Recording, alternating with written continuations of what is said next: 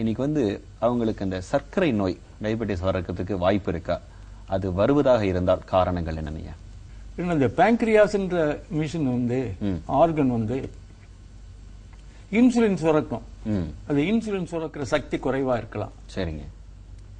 Liver வந்து என்னன்னா குளுக்கோஸை வந்து கிளைக்கோஜனா மாத்தி வச்சுக்கிடுது. சரிங்க. தேவைப்படுறப்ப குளுக்கோஸா மாத்தி கொடுக்குது. சரிங்க. அந்த கிளைக்கோஜனை மாத்துற சக்தி இல்லாட்டி குளுக்கோஸ் கிளைக்கோசூரியா நிறைய யூரின்ல சுகர் வரலாம். ஓகே. ரெண்டாவது லிவர் வந்து இரும்பு சத்தை வந்து ஜாஸ்தி இரும்பு சத்து உணவு சாப்பிட்டா ஃபெரிட்டினா மாத்தி வச்சுக்கணும். சரிங்க. தேவைப்படுறப்ப இரும்பு சத்தை தரும். அந்த ஃபெரிட்டினும் ஜாஸ்தி ஆயிட்டா ஹேமோசைடினா அப்பவும் சுகர் வரும். சரிங்க. எந்த உணவு சாப்பிட்டாலும் கடையில சுகரா தான் உடம்புல மாறுது. சரிங்க. ரெண்டாவது இன்சுலின் இருக்கு. இந்த சலைவா வந்து 50 to 55 C தான் இருக்கணும். சரிங்க. இவன் மட்டும் ரொம்ப உஷ்ணமான உணவை சாப்பிட்றப்ப அந்த சலைவாவோட சக்தி பூரா போயிருது. சூடா சாப்பிட்டாங்களா? சாப்பிட்டா அதே இன்சுலின் இருக்குல்ல, அதுவும் வந்து 50-55 C தான் இருக்கணும். சரி. 100 டிகிரி சாதாரண செல்சியஸ் ஹீட் பண்றப்ப இந்த இன்சுலின் சக்தி பூரா போயிருது. சரிங்க. ரெண்டாவது காய்கள் வந்து நம்ம கொஞ்சமா தான் எடுத்துக்கிறோம். காயில வந்து இன்சுலின் INULIN ஒரு கெமிக்கல் இருக்கு. அதுதான் இன்சுலினா மாறுது. எப்படி புரோட்டீன் வந்து RNA மாறி DNA மாறுதோ. சரிங்க. அந்த நம்ம ஹீட் பண்றப்ப அந்த இன்சுலின் பூரா அழிஞ்சு போகுது. அப்போ அந்த சமைக்கிற பதார்த்தங்கள் வந்து காய்கறிகளை முழுவதுமா சமைக்க கூடாது. சமைக்க கூடாது. சரிங்க. அதாவது ஆஃப் பாயில்ல இருக்கணும். ஆஃப் பாயில்ல இருக்கணும். கண்டிப்பா. இது உட்கொள்ளும் போது அந்த இன்சுலின் சுரக்கிறதுக்குண்டான வாய்ப்புகள் அதிகமா இருக்குங்க. இருக்கு. சரிங்க. அதே நேரத்தில் நம்ம இந்த பருப்புகள் சாப்பிடுறப்ப அதுல பிட்டேட்ஸ் ஆக்சலேட்ஸ் இருக்கு. சரி. அதை ஜெர்மினேட் பண்ணி சாப்பிட்டா அந்த இன்சுலின் தேவை குறையும். ஓ சரிங்க. இப்போ வந்து இந்த பர்டிகுலர் இந்த சர்க்கரை நோய் கர்ப்பிணி பெண்களுக்கு தாக்குவதனால் என்ன ப்ராப்ளம் வரும் சார்? உங்களுக்கு பிரச்சனைகள் என்ன சந்திப்பாங்க? என்னன்னா குழந்தைகளுக்கு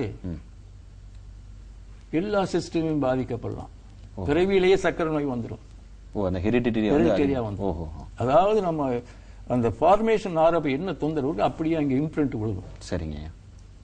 அப்போ இவங்க சர்க்கரை நோய் நம்ம தலப்பனாருக்கு இருக்குன்னா இவங்க சர்க்கரை உள்ள உணவை, அதாவது கோதுமை வந்து காரம் உரப்பு, மாற்று மருத்துவத்தில் என்ன சொல்ல அதுவும் கார்போஹைட்ரேட்.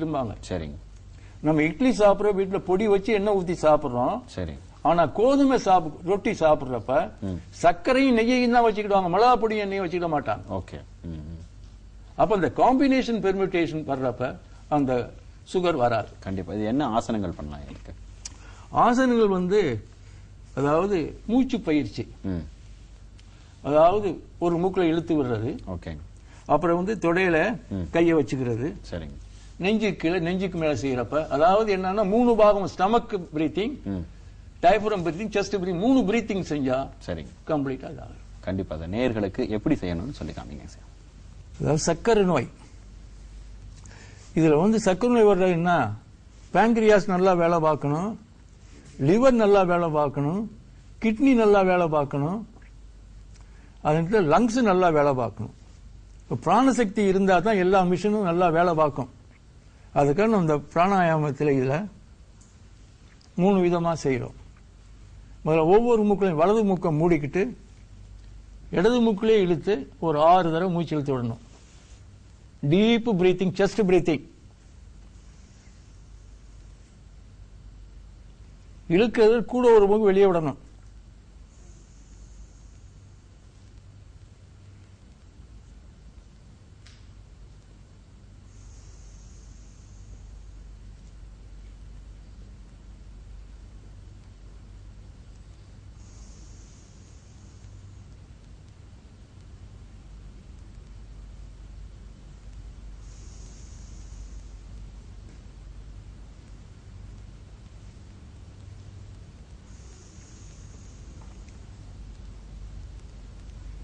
அடுத்த மூக்குக்கு லெஃப்ட க்ளோஸ் பண்ணி ரைட்ல அதே மாதிரி 6 டைம்ஸ்.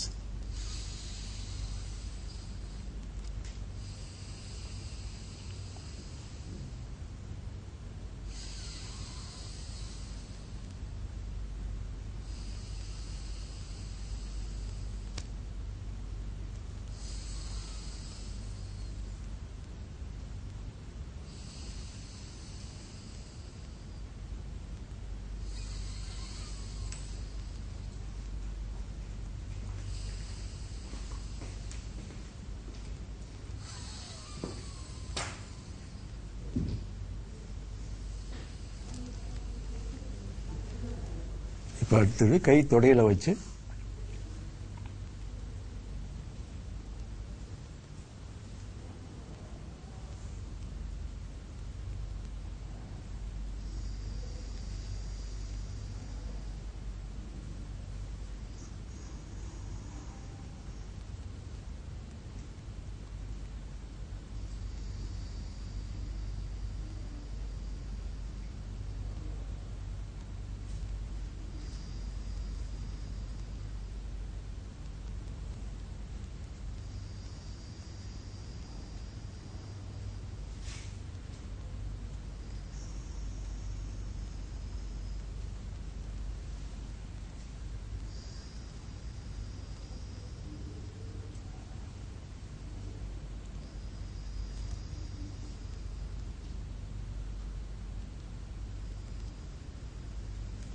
இப்போ அடுத்தது செஸ்ட் கீழே டீப் பிரீத்திங்.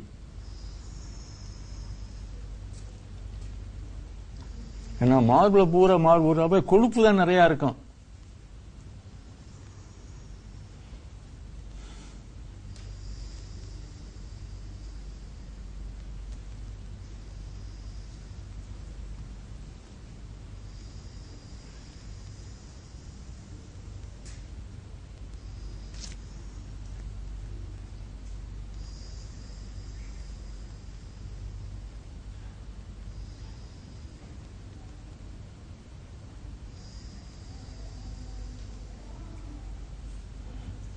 அடுத்து நெஞ்சுக்கு மேல வச்சு 6 டைம்ஸ்.